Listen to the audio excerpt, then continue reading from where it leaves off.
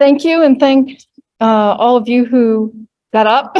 I heard there was quite a shindig last night. Are we there? Yo, okay. Everyone who got up and came this morning, thank you. I was invited to talk about my time at Disney Research. And because what I do is natural language processing, the almost decade that I spent there, I spent leading a group that did what we came to call language-based character interaction.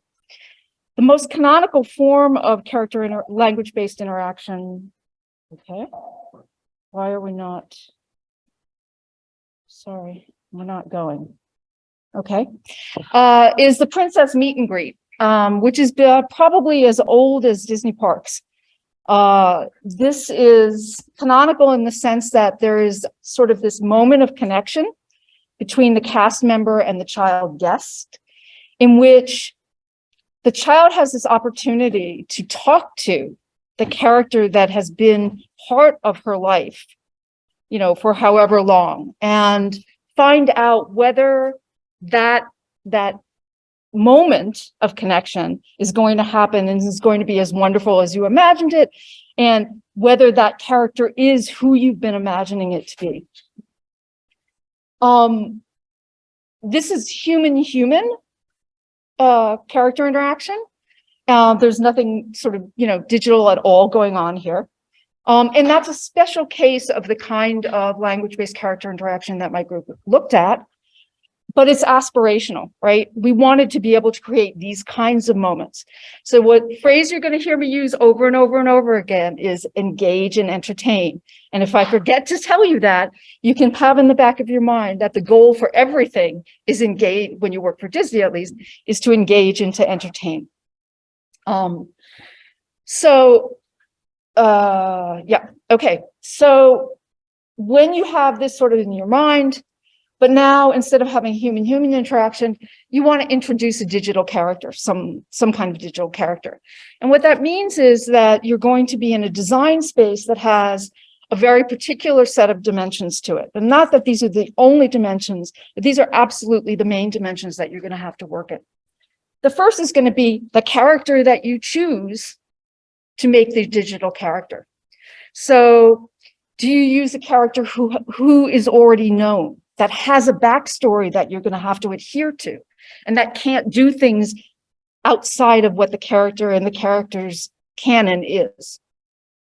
If it's not a character with a backstory, then what is the anthropomorphy? Is it human? Does it look like a human? Is it a fox that has fingers? Is it a round dancing circle that has two eyes and a mouth and no nose and no legs? So the form that you take, the anthropomorphy, the degree of sort of humanness dictates how you're going to be able to solve certain problems. Then you've got the digital form. Is it an animated character? Is it a robotic or animatronic character? Very different sets of design decisions. Is it a disembodied chatbot, right? Where you don't have to worry about movement or proximity at all. You get those for free.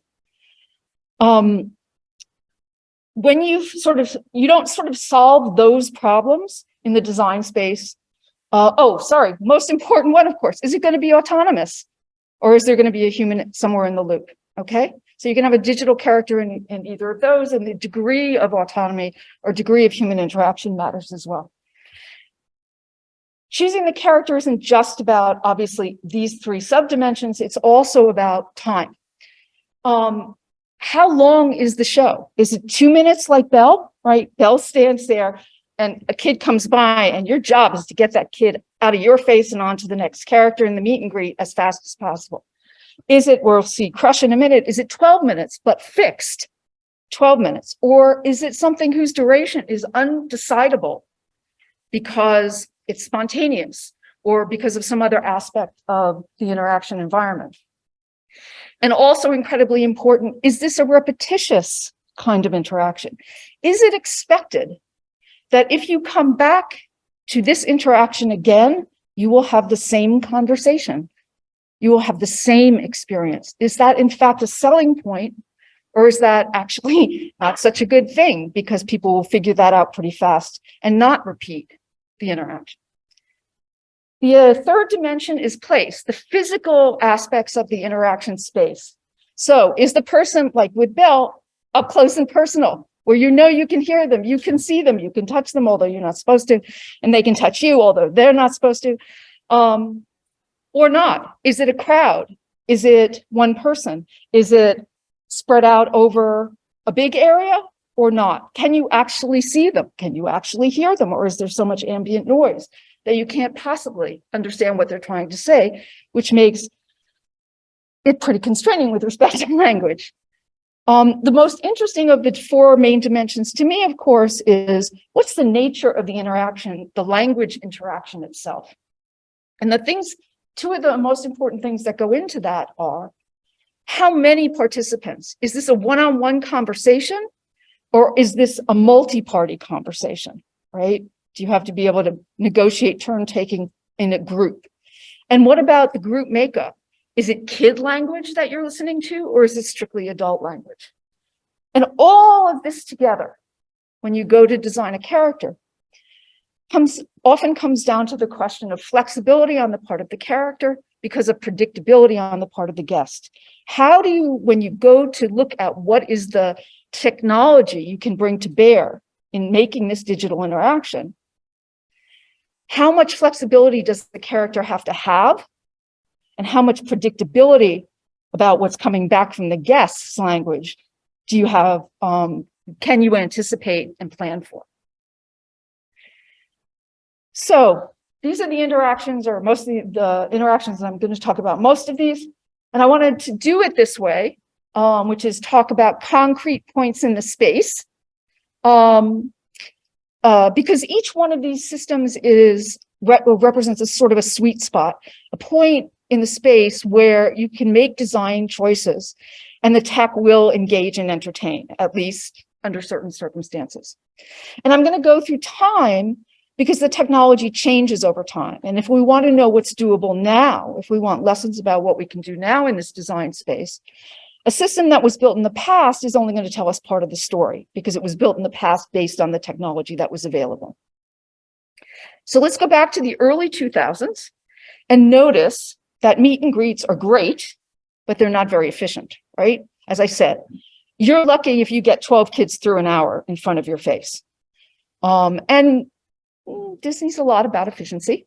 And so the question becomes, can we find a spot in the language-based character interaction space where the technology can improve that throughput? Hey, little dude, what's your name? Ryan. Hey, Rockin' Ryan, dude, how's it going, Minnie Mouse? Good. Awesome. Hey, where are you from, dude? Wisconsin. Oh, Wisconsin. I'm totally righteous, dude. I've never heard of that place. If you didn't hear it, he says, I have no idea where that is. So if you compare Crush to the Belle meet and greet or the Princess meet and greet, the language problem there is not so different, right? It's still a very brief one-on-one conversation. It's on a topic that the guest chooses. The guest is driving that by the answer. So there's uncertainty there, a lot of flexibility that's required in the interaction on the character side. But instead of 20 guests per hour, you're talking about more like 200 guests per hour because you've filled the audience in a fixed space. You put them in a theater, okay? Because the language is not so different, we can't replace the human puppeteer. Now, we can take that human puppeteer, put them out of sight in a little room with a game controller to move Crush around, a camera so that they can see in, and a human confederate in the room who can actually stick a microphone in the face of the guest who's going to talk next. And if you've ever gone to Crush, that's exactly what happens. Crush says, hey, and describes the kid or the adult or whatever, and a human goes up, sticks a microphone, and then you have the conversation. Okay, so that's how you overcome the distance. The power of this particular point in this particular solution that sits at this particular point in the space comes from the fact that it's a crowd and it's a seated audience, and that it's a character whose animated undersea form and backstory justify making this choice, right? You can't walk up to Crush and talk to Crush because he's underwater. He's got to have the little microphone in the corner. That microphone's got to connect to another microphone, and it all makes sense, okay? One point in the space. A few years later, you needed a different point in the design space to solve a different design problem. Step right up and I'll guess your weight.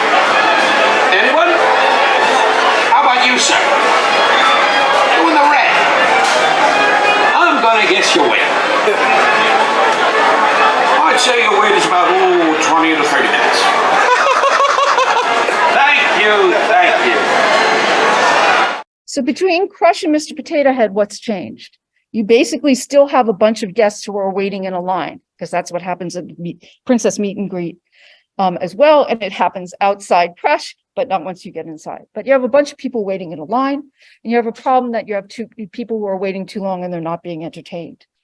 This time you can't, they're not in a building. You can't go and sit them down, because Mr. Potato Head is the line that goes into Midway Mania, which is outside of Toy Story Land. It's a moving line, so you don't know how long the show is going to be, right? You can point to somebody, but that person wants to get inside, and you can't slow them down by having any kind of extended conversation. You can't hear anything, right? You've got a bunch of people in front of you. There are people in back. If they talk to you, you can't hear. So while the high school student who's sitting in a closet, I kid you not, high school student who's sitting in a closet with a wizarding interface in front of them, punching buttons, can see and punch the button so that Mr. Potato Head says, "You in the red shirt," right? But can't hear. And so this is an entirely one-way conversation, and it works because it's Don Rickles. If you don't know who the actor is, it works because it's the shtick, right? It's that you got this character whose job is to sort of sit there and make snarky comments, and people who can hear that are entertained. Okay, so there has to be enough variability in what the character can say that it can seem responsive, even though it's not listening to anything that's coming back. And so that somebody who's stuck in a position for a long time doesn't hear the same show over and over again. But if you go back often enough, you're going to hear exactly the same script. The power from this point, this solution in this point in the space, comes from the fact that this kid really only needs to be able to see out and doesn't really have to interact linguistically, okay? I think, I don't have no proof of this, but I think that the creation of that wizarding interface, and if you've ever run or created a wizarding interface, you think really hard about how to keep the human part of the interaction to a minimum, right? Because we create wizarding interfaces because we want to move on to autonomy. And my guess is that when they had created that wizarding interface, they had done the work in Imagineering to think about, well, maybe it's not that big a step to create this kind of character in this kind of space and make it actually autonomous. The difficulty is, how do you get interaction, autonomous interaction, where you're not going to go all the way to Belle or to Crush? That is where anything might come out of the side, the human side of that conversation. So in 2009, there was Otto and Gladys, and that was at D23. For those of you who don't know what D23 is, it's this big sort of fan con where they often debut stuff that might make it into the park, but just to sort of keep the buzz going. And then in 2011, also at D23, there was Destini. Very good. What is your name? Adam. More importantly, what is my name? Destini! Yes, it feels good to say it, doesn't it? Yes. Okay, enough of that. Gaze into my crystal ball. Yes, don't embarrass me. What color do you see swirling there? Green smoke. Ooh, that means it is working. Ah, and for you, my friend, I see very good things. Yes, indeed. Oh, I see that many people want to take your picture. Because you are going to be super famous. Oh, great. Loved by all. Oh, so this is wonderful. Oh, let me see your face of what it looks like to be so famous and loved. Hopefully, oh, that is, yes. Davy Oh, Jones you're good, famous, like not Nathan Lane famous. Now let me show you what I see. So a lot of what Destini is actually an exercise in the underlying animatronics, in not having these sort of big hulky things that break down frequently and are very difficult to move. And because it's difficult to make them move in gesture and unreliable, really constrains, again, what language you can use, that because gesture and language have to work together. So a lot about Destini's design is about solving animatronic problems. From a language point of view, Destini is like Crush is also a lot like Belle. The character basically sits there and a guest approaches for a one-on-one conversation. Like Mr. Potato Head, that what looks like a conversation is almost entirely one-sided, okay? And that's okay, because even though you don't have a character who sort of sits there and does snarky things, you don't know anything about this character. And sort of you sort of take the character for what it is. Here, the autonomy, and it's not perfect, is less about understanding and responding to what is said than about giving the impression that you were listening to and responding. It's creative writing. It's about authoring something that, even if you can't figure out what they said, is still entertaining and engaging. But the thing that you absolutely have to solve is the timing. And you saw it doesn't have the timing solved very well. Again, wasn't there, don't know. Guess this was part of why it never did make it into the parks, because the timing problem was very difficult, especially because you were in a crowded room with a lot of ambient noise. So at the time, the technology really was sort of at the edge of what you could do. In terms of interaction, if you hang around Destini long enough, you see the hard edges. It gives the impression. But even if it gets the timing right, if you tried to repeatedly interact with Destini, you would find out very quickly that it's not a dynamic system. And I'll come back to that in a little bit. Destini is kind of an endpoint in an arc. With each increase in the role that technology played, the more focused the experience became on interacting with one adult at a time. But parks, if you haven't noticed, are full of kids and groups. So interacting with one adult at a time, even if you're getting them through fast, is not really the best economic model.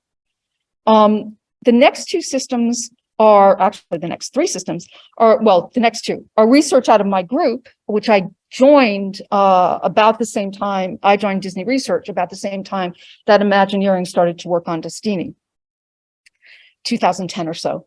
And these two projects were attempts to deliberately change the point in the design space, okay, to open up new parts.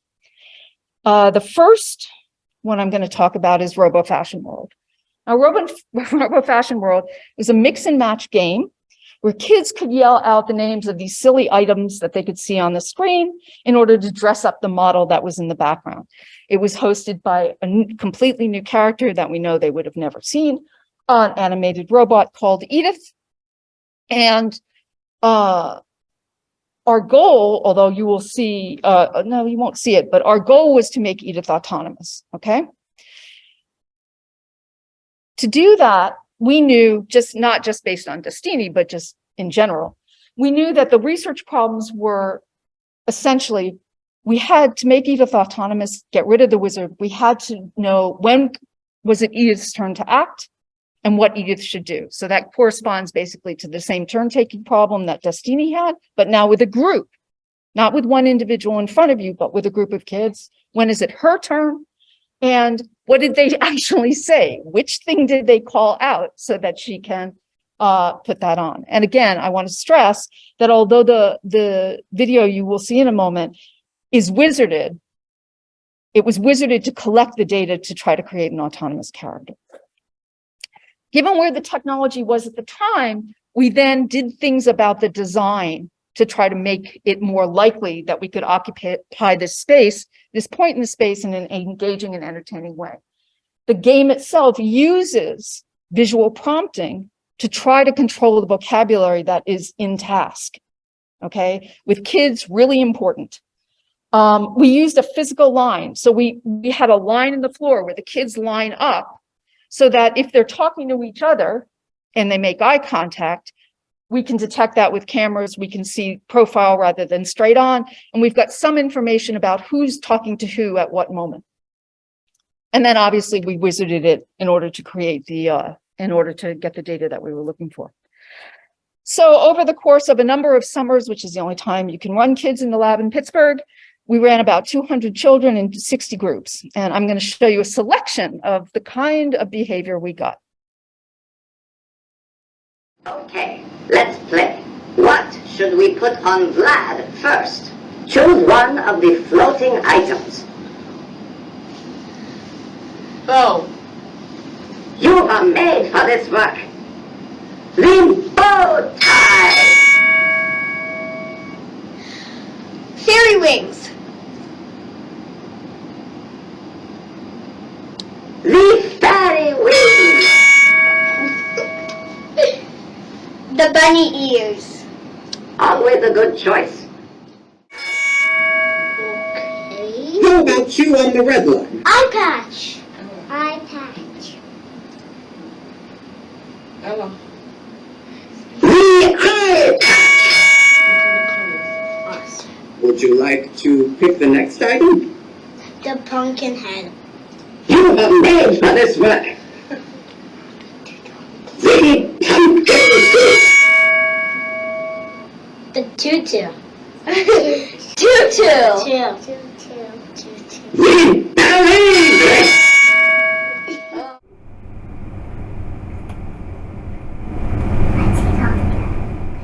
Take a picture. Yes, a picture.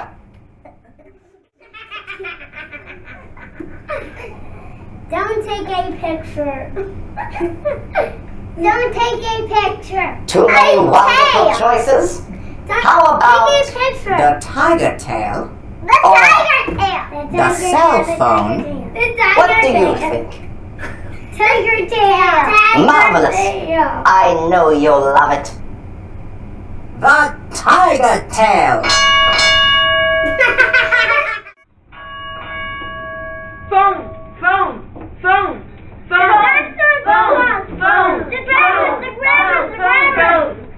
The cell phone. No, wait, 1 second.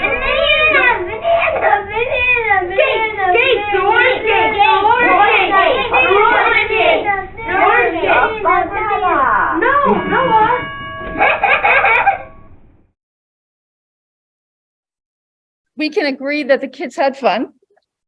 But were the models that we were able to build from the data that we collected, could we replace the wizard? Anyone want to guess? No, right. For Edith to be autonomous, remember, she needed to know when to act and what to do. And there were huge, huge problems on both counts. As you saw in the video, speaking over Edith was completely typical, right? I mean, the kids just heard a tenth of what he said, but speaking over each other was a problem as well, okay? Almost every group had chaotic moments. Even that first group that, you know, they were just getting warmed up, that looked like they had beautiful adult turn taking. They were just getting warmed up. They descended into chaos eventually. Chaos absolutely correlates with group size because the potential for interaction, for side talk and talking on top of each other and overlap and all that stuff goes up. But individuals matter. You had some kids who were going to do it fairly, and you had some kids who just wanted to take over and be heard, okay? Now, overlapping speech at this time makes automatic speech recognition impossible, okay? But even if we had been able to do the sound separation, to know when she should act, to decide when Edith should take the turn, we'd underestimated how hard it was to figure out what she should do. Because ASR simply didn't, at this time, didn't work for kids, okay? Even with hand transcribed speech, the best our models could do was 80% accuracy in deciding both what to do and when to do it. If you added bad AS, and that was hand transcribed, if you added bad ASR and you added the problem of overlap, it was not engaging, or what we could do was not going to be engaging or entertaining. The main thing that we learned from Robo Fashion World was that the technology that had been touted as revolutionary at the time, support vector machines, off-the-shelf ASR, wasn't adequate for the kind of interaction that we had designed. But we still wanted to be in the space of small groups of kids and language.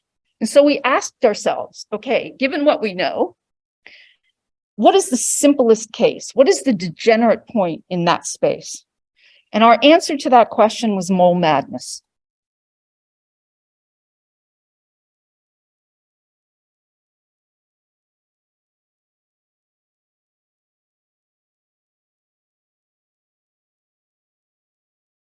Okay. Go. Jump. Go. Jump. Go. Jump. Go. Jump.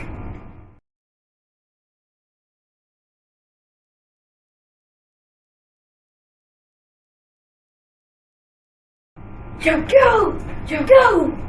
Go. Jump.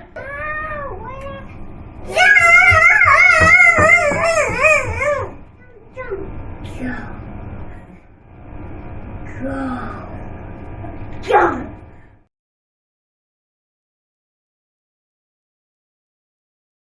Go fat mole. Go. Jump. Go fat. Go. I don't know what to do now. So are we gonna try? No, I think we should just let it go. Oh yeah. Now go the other way. Jump. Jump. Jump. Jump. Jump.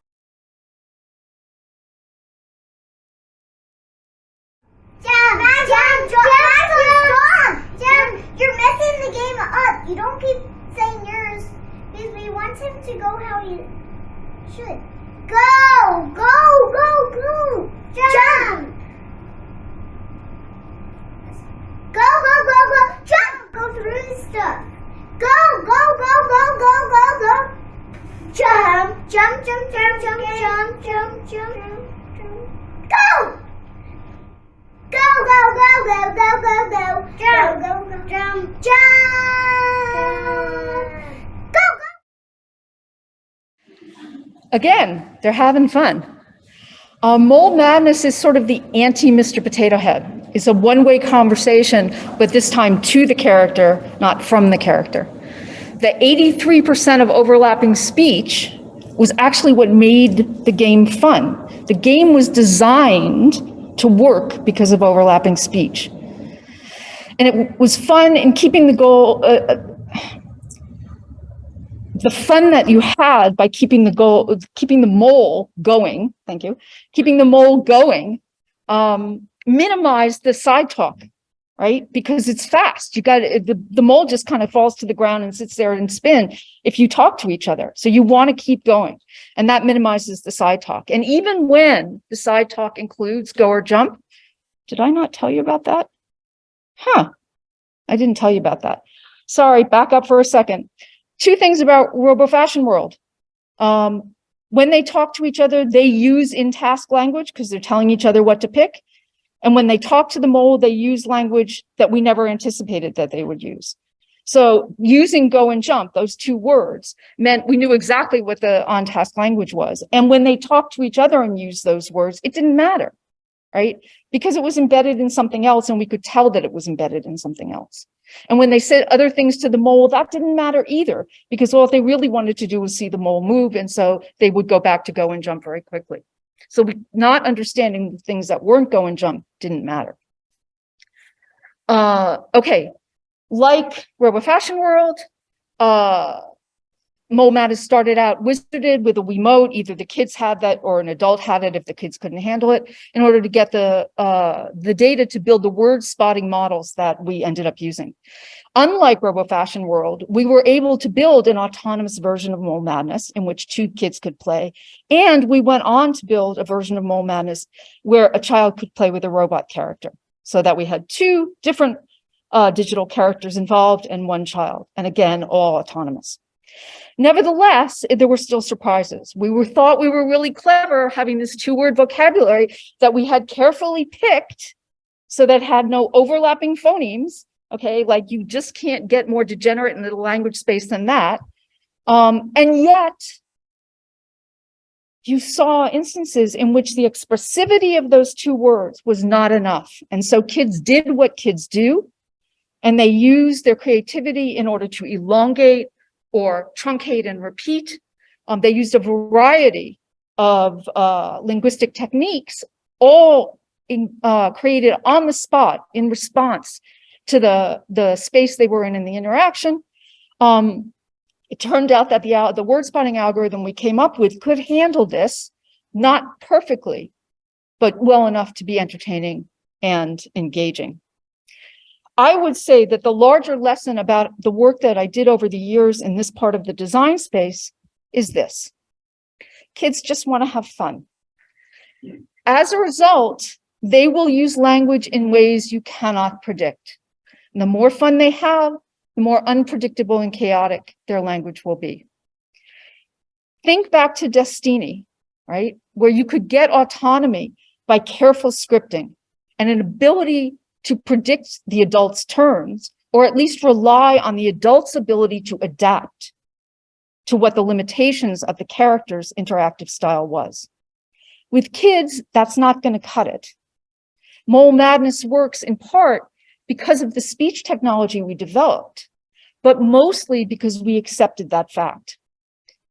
Now, I didn't really talk about repetition, the fact that every time you played Robo Fashion World or every time you played Mole Madness, it would be a somewhat different experience. Even though that repetition was actually part of the motivation for the work. I want to focus now, I want to shift gears and focus now on repeated interaction.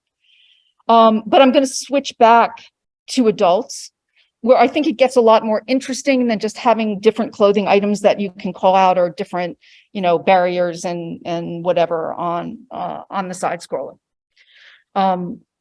that the mole has to navigate. The kind of repetition that I want to talk about is this, sort of. So here we are back at the canonical moment we started, but now I want you to ask yourself, what happens if this little girl comes back tomorrow? Maybe it's not the same cast member and she's confused, or, dad sees that and hurries her away before she can get upset, but maybe it is. And then what happens when she comes back the next time and the time after that? For an autonomous character like Destini or Edith or the mole, every time, from the character point of view, from the character language interaction point of view, every time is the first time with a guest. But when any of us talks to the same person over and over, no matter how character-like, no matter how role-like that person is, person at the bodega, person who fixes your car, mailman, doesn't matter, right? When we talk to a person over and over again over time, we expect the nature of that language interaction to change, and for those changes to reflect the mutual past that we have together. If you want to grow up with Belle or Pooh or Mickey or whoever your favorite character is, then they need to grow up with you at the same time. And it was this fascination with repeated long-term interaction that led my group to explore PIP. PIP stands for Persistent Interactive Personality. It's not a particular character, but an architecture for building them. In particular, the goal was to support entertaining language-based character interaction with the same adult over time. And that meant that the interaction had to be variable, couldn't sound the same every time, and it had to reflect the past history that you had with that individual. One reason that Destini doesn't support repetition is the cost of that variability in history in terms of authoring all the possible alternatives, okay? You can't, in Disney World, I don't mean the park, I mean in the world of Disney, you can't fail. You can fail maybe, but you can't fail often. You got to be pretty sure. And that means that the creatives, and pretty sure to entertain. And that means that the creatives, for anything that was going to be variable, had to do the work of authoring. So another one of the goals that we had was to overcome that scripting bottleneck, because there's no way you were going to be able to extend time if you couldn't overcome that bottleneck. Yeah, so the platform, just to let you know, the platform used off-the-shelf speech recognition, RFID, and vision. Those were not areas of research for us. The area of research to address the research problems we were interested in was creating this technique called semi-situated learning. And here's how it works. Start with a bog standard goal-driven agent. You've got a goal graph, you've got state variables to help drive the behavior. Then add the ability to generate stories about its behavior up to a moment when it will need to speak. Take that story and send it out to a bunch of crowd workers to elicit both verbal and nonverbal language behavior, because we were doing prosodics and some other stuff, facial expression and some other stuff that our robot head would allow us to play with. And then finally, use the elicited language when the character is in the situation that story described. Okay? Now, please keep in mind, this is 2014. This is, you may have come across other systems that at a general high level do this, but in 2014, we were the ones who were doing it. Okay, so where am I? Sorry about that. Okay, yeah, let's look at a concrete example. Okay, how semi-situated language was used to implement a particular PIP character who we called Martin. And this character emceed a trivia contest where the people who were playing came up to it, heard a line from a Disney movie, and had to guess which Disney movie it was from a set of fixed choices. This was a team competition. We put people in teams, and people were supposed to come back and play repeatedly. So this went over a period of days. In the particular deployment, which I'll talk about in a minute, we had to pre-author all the language. Before we shipped Martin out, all of Martin's language had to be set. So here's how we did it. Here's Martin's goal state graph. Not too complicated, bunch of state variables. To author what Martin will say, PIP traverses the graph repeatedly for all paths of length 1, then 2, 3, 4, so all paths greater than length 1, and all values of the state variables that are relevant at the particular node that you stop at to elicit language. So, for example, paths of length 1 give the setting the exposition, and then the prompt over the set of categorical values for the number of players to get greetings that vary with those values. So here, the state variable would have been there's more than one person who's walked up, or more than 2 people that have walked up, I think. So you're going to send those stories out, and then you're going to continue to lengthen the story. Here we stop at another lower node. We have the story that we've already established so far along this path. And now we're collapsing back to where there's only one person that Martin is interacting with, because we're going to single somebody out. That process continues, and we pick up contextual features that will be true at some point when Martin is actually out there interacting. So for each one of these stories, no matter where it stops, no matter what line of language is being elicited for Martin to say, it gets sent out to 10 crowd workers, each of which contributes a single line plus some other stuff like an emotion that will get translated into prosody or facial expression or whatever. And the story with that line, with each one of those lines added, one of the set, gets sent to 3 more crowd workers. Oops, what happened? I went backwards. I apologize. Will get sent out to 3 more crowd workers, new ones, to weed out the things that are duds and to get rankings of goodness. So you've got sort of some little bit of data associated with these things to help you make the decision in the moment. The result is a fully contingent dialogue graph that gets executed in situ. Now, the video that I'm going to show you was testing Martin in the lab. It's not the actual deployment, because the deployment took place at Disney Science Fair, which is a in-house thing that you're not allowed to film at. And we created this video just to sort of give you an idea of what we thought of what the system was like. We knew that it would be crowded and incredibly crowded and noisy at Science Fair. And that's why you'll see that the people in this video are using RFID to actually give their choice, because we couldn't afford to get that wrong, no matter whatever else went on, because Disney people are very competitive. So we had to get their guess right. The clip is short. You're going to see the end of one interaction with the person. He's going to go off screen and then come back in a group. Okay. Normally that wouldn't have happened right away. People would have gone off for a couple of hours. They might have circled back, or they might not have come till the next day. If you listen carefully, you'll hear the bold-faced line over here.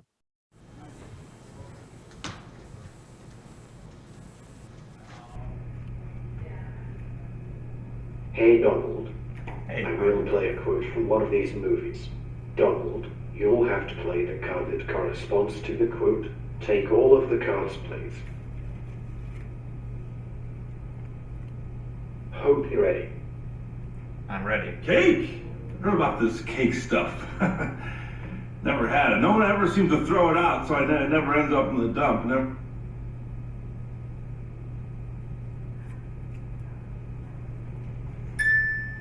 One point for corporate. Donald business unit. Place all cards back from where you took them. Thanks. Nice work, Donald. Thank you.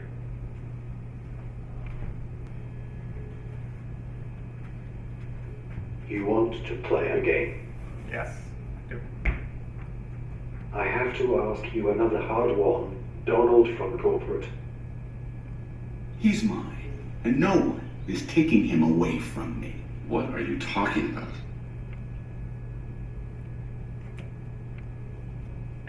Well, you can't win them all, I suppose. Donald from the corporate business unit, you will have to wait a minute before playing a game. I hope you come back soon. Okay.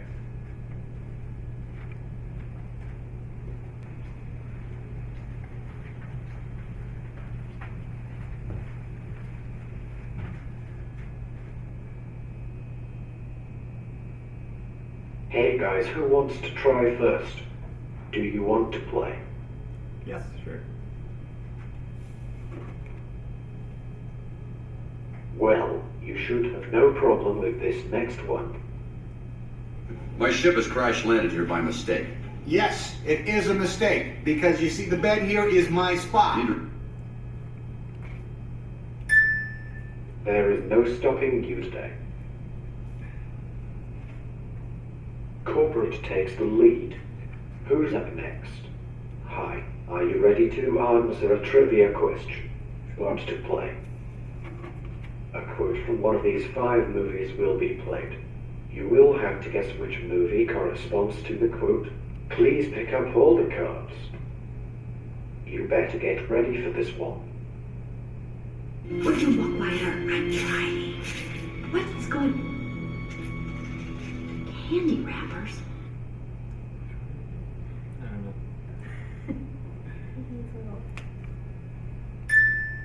You got it, Nicky. Can I have my cards back? Okay, remember the goals were repeated interaction to show variability, to reflect past history, and to overcome the scripting bottleneck. How did we do? Well, there was very little hand authoring of Martin. The little bit of hand authoring we did was around establishing what the rules were and error handling, because we had to make sure that those were not written by somebody who didn't know what was actually going on. There was very little waste. Almost everything that the crowd workers wrote was preserved. The PIP platform actually got rid of some stuff that in retrospect, we would have accepted as being perfectly reasonable, but it was using just a thresholding technique. Disney professionals are a competitive lot, so we had no problem at all getting people to come back and play repeatedly. But most important, nobody experienced the same dialogue twice. 4 people out of the 160 got the same line somewhere in the play. not the same, across the repetition, but nobody actually had the same interaction twice. And even more important, because 2016 is the year of Tay, okay? 2016 is when Microsoft had its debacle. No conversations were incoherent, unclear, or offensive. That's not to say that there wasn't some weird stuff going on, some weird, like, why did it say that kind of stuff, where the state didn't reflect exactly what the variables that were on the situation didn't reflect exactly what the state variables had told the authors, the crowd workers, when they wrote their line. Like Destini, Martin has a fixed goal graph. It has a predetermined dialogue. It has a different dialogue each time, depending on your past interactions and how things have changed. But Marvin is not going to suddenly start talking about something new. The only thing that Marvin knows how to do is to be an MC for this game, okay? So to get closer to growing up with Belle, PIP characters have to support purely social interaction that grows and changes over time. And obviously that means we cannot exhaustively generate all possible dialogues the way that we could for this character, okay? So with Kevin, we went to the other extreme. We wanted to try to build a purely social agent, and our model in this circumstance was Dilbert's Wally, okay? We stuck Kevin over by the coffee machine. We got everybody in the lab who was willing to sign a IRB form to agree to, every time they went to get a cup of coffee or lunch or whatever, stop and chat with Kevin, okay? We used the same basic architecture of PIP, the semi-situated learning mechanism, and we sort of got through a couple of layers of graph just by working with crowd workers. Somebody walks up and, hello, how are you? That kind of thing. So that was the basic architecture is reused. But in addition to that pipeline, because we couldn't predetermine everything, we had to add a more sophisticated dialogue manager and a new kind of learning, which we called resituated learning, okay? In which we used an embedding based on soap opera scripts. This is too early for things like GPT-3 and Lambda and the rest of them, okay? So we built our own embedding based on soap opera scripts. And it all worked together so that when Kevin didn't know what to do, it would try to borrow across the dialogue graph based on the situation variables and the similarity in the embedding space between what the person had just been said that wasn't a perfect match and the next thing that was that it could borrow. And interestingly, that borrowing could be from things that Kevin had said in the past or things another user, another human being had said in the past. Didn't matter. What mattered was the situation. So not always possible. Sometimes Kevin actually says, oops, gotta go. Not that it does, but that's its signal. And then in those moments of pure failure, we had conversation, and we could, just like a story, send that conversation out with a little exposition based on the state, send that conversation out to crowd workers and do exactly what we did before so that we wouldn't fail in that same situation again, and so that we could borrow that continuation across similar situations. Hi, Kevin. Hello, Jody. What's up? Not much, Jody. Sup with you? Waiting for the weekend. You? Yes, so excited. Do you have plans? No. Did you have something in mind? Sure. Want to go party? Fun. It is fun. Do you drink? I know, you're too mature for parties since you have a family, right?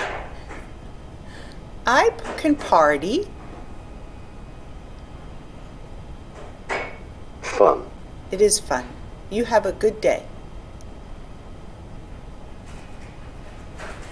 You have a great day too. So let the fact that Kevin has no state variables related to partying And so built up all of that conversation over time through interaction with many members of the lab. Speak for itself. Keep in mind, though, the important thing, which is that unlike Martin or Destini, Kevin didn't know any of that starting out. Nothing was authored by us. All of it arose through interaction, language interaction with the same group of people over time. 2017 was 5 years ago. And if you've played around with chatbots or any of the technology that's available today, some of what you saw wouldn't be surprising to you because it still exists. You're not going to be surprised at the awkward conversation, the obvious repetition. You might be surprised by the really long speech recognition delays. Those have gotten a lot better. Two other things happened in 2017. Disney closed the lab in Pittsburgh and my group, and the PIP project ended. And Google released transformer models into the world. I started, as I said, giving you the historical route because technology changes. And in putting the history together, I thought about how Robo Fashion World and PIP would have fared today if we'd been trying to build them now. With respect to Robo Fashion World, remember we had three insurmountable problems. One was just kids' speech. Could not understand what the kids were saying, even if there was no overlap. Kids' speech in general has come a very long way. Kids' speech has not come as long as, quite as far. But that's not because we don't know how to make it come that far. It's because of the politics and the social privacy issues and so on that would be involved in getting the amount of data to use the technology that we know that we have. So we're in a much better place. The second problem we had was getting that language into the clear because turn taking was so kid-like. There's been enormous strides in voice activity detection, localization, even in rooms with multiple voices. Think about Alexa, Google Home, your car, diarization, all of those sort of early pipeline problems.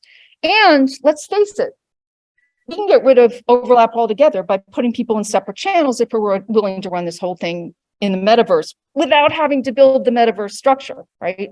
I mean, there are now structures out there where we can solve the overlap problem. The third problem was unexpected in-task vocabulary. Given the small number of things on the board and the everyday vocabulary in a game like Robo Fashion World, it's probably the case that large language, the kinds of embeddings that are in large language models today would solve most of these problems. If a kid says the king hat, you're going to know it's the crown. And you're going to know that with almost absolute certainty. So I think we could build Robo Fashion World today. Now, we would probably find new problems. That's the lesson of the unpredictability curve, because kids are still going to be kids. We can do the same exercise with PIP, and in particular, I want to talk about doing it with Kevin, because Kevin already relied on a small embedding to resituate its language. And the question is, are encoder-decoder language models like GPT-3 or Lambda, are they the answer to persistent interactive characters like Kevin? Is the problem solved by those technologies? My simple answer is no. And there are 4 reasons why I think there are inherent differences between what those models are and what language is. The first is that language can do what it does because it's grounded in experience.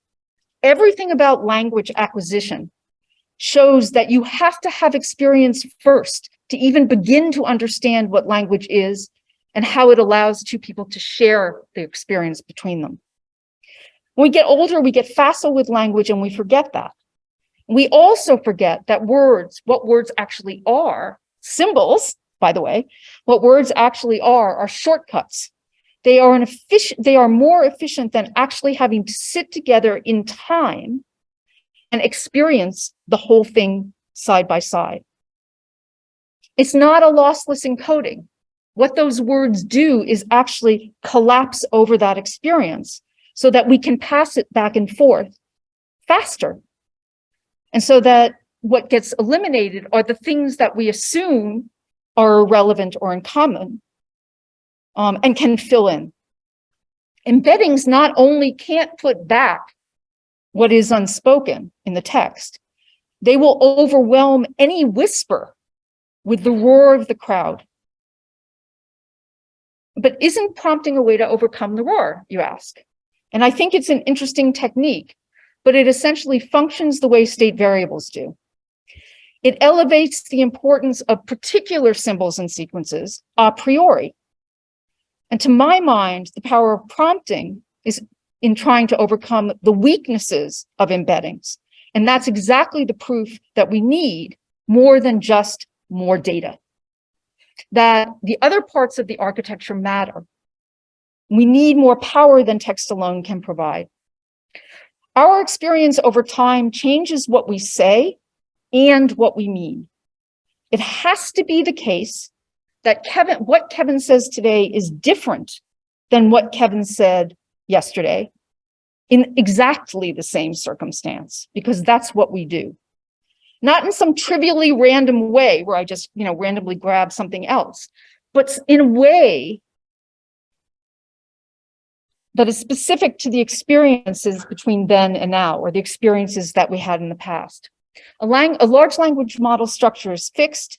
The mechanisms that would allow you to use it differently over time as a function of experience have yet to be invented. Moreover, the formalism of prompting begs an obvious question. When you start to think about really long interaction, how many byte pairs are you going to need? And how are you going to find them? How are you going to decide which ones? And how are you going to do that when all you have is the large language model? If you want to push your language around the space as a function of longer and longer contexts, you're going to have to solve those problems. Now, transformers have been around for 5 years, and like the other deep neural net architectures that preceded them, they've been accompanied by a lot of hype. The language-based character interaction timeline that I showed you way back at the beginning included one more system, Disney's D309 in-room droid, which is a multi-day experience that came out this year. Okay, so multi-day repeated interaction over time with the same people in a room. If you watch, you can go out on YouTube and you can watch the video. There's a nice long one that one of the guests posted.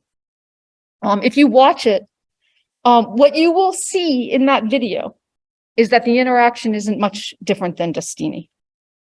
Yeah, there are some state variables floating around that get you something that looks like a little bit of contextualized response as the days go on. But boy, there's really pretty much just as much. You could say anything and it doesn't really matter because, and again, I didn't build this. I don't know whether any PIP was involved in the work. I'm not there. So this is my guess. But I'm willing to bet you money that that was hand authored to death, that every single one of those paths was considered and authored and labored over and reconsidered by a bunch of Disney creatives. And that brings me to my final point. Which is that, yes, what happens, what happens over, I apologize, I thought I'd be done by now. What happens over time gets reflected in the conversation. But if you come back 3 days later, that is, if you go through those 3 days and book again, you're going to have the same experience, okay? So it's not a one-off of 1 day, it's a one-off of 3 days. And that brings me to my final point. It's not just that meaning is grounded in my experience and my experience changes. It's that only some of that experience matters in my moment with you. The meaning that matters most for language-based character interaction is not the most likely thing the most number of people would say in a given moment. It's not even the most likely thing I might say as a result of all my experience. But the thing I would say, given our own specific past, and until we take that seriously, we may be able to produce a spark of connection and delight with a digital character using novelty and artistry, but we will not be able to maintain and deepen that connection over time. And I don't believe that transformer models have the power to do that. Before I take questions, and I'm afraid I've talked too long, I did want to thank all the many, many students, brilliant creative students who worked with me over the years. Thank you so much for your attention.